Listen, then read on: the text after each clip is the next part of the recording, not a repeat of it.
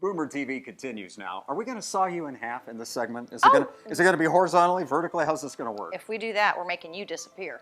The wonderful world of magic, and a guy who's very familiar with it here in Central Indiana. Yeah, his name is Taylor Martin. He's been locally doing shows for like 40 years. You're going to meet him next. Hocus pocus, chicken bones chocus. Why it's a magic word, nobody knows. But I like this one. In fact, everybody repeat after me. Veritas, which means truth. Volendo, which means to deceive. And if you say veritas, volendo, truth by means of deception, you easily remove the bullet from the block without removing the ribbon. And that's how I became a member of the Magicians Guild of London all those years ago.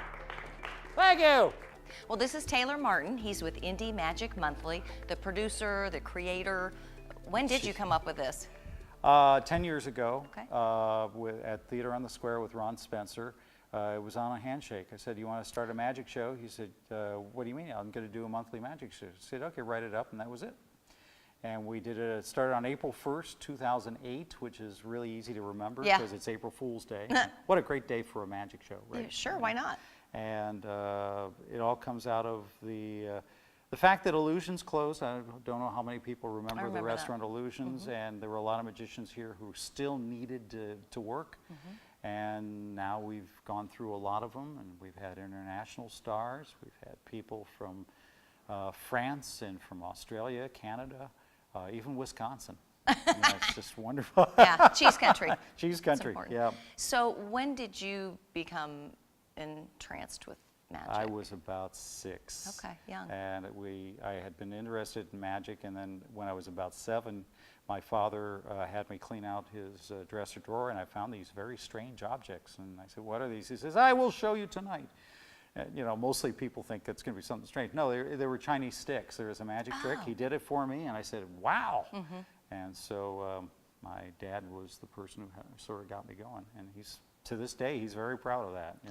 He's 95 now. That's awesome. So he's way beyond Boomer. Are there magicians that you admire that you've gone and seen their show and you've got to meet? Oh, yeah, I've gotten to be friends with them. Yeah, Penn and Teller. Wow.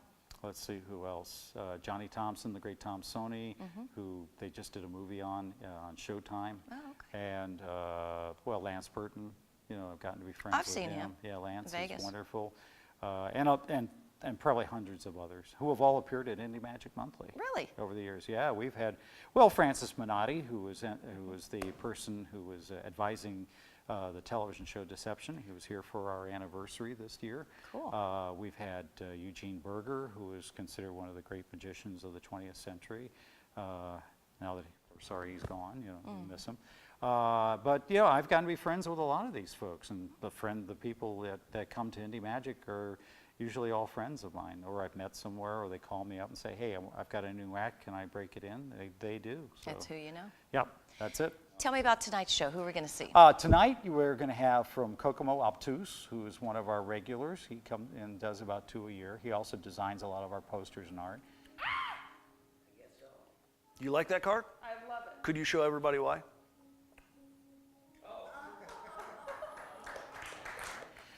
We have the amazing Barry, who I told he couldn't come to another show until he got up on stage and did magic, and that was like 8-9 years ago.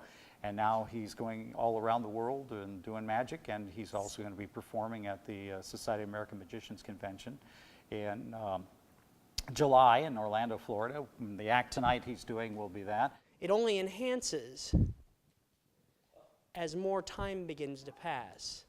And you see these 4 cards actually each are missing a piece. And then we also have from Columbus, Ohio, an old friend who hasn't been here in a long, long time, a gentleman named Carol Baker. And he's one of the hardest working magicians out there. He's always working at a restaurant, or he's doing a daycare center or a birthday or something like that. And he's just an amazing guy. You're going to send the color of the card up the shaft, down the cable. It's going to land inside your noggin, and you're going to tell him what color the card he is thinking of. You're a boomer, and we love that you're still doing this. Yep. And being successful at it, and we admire that. Thank you. Thank you very much.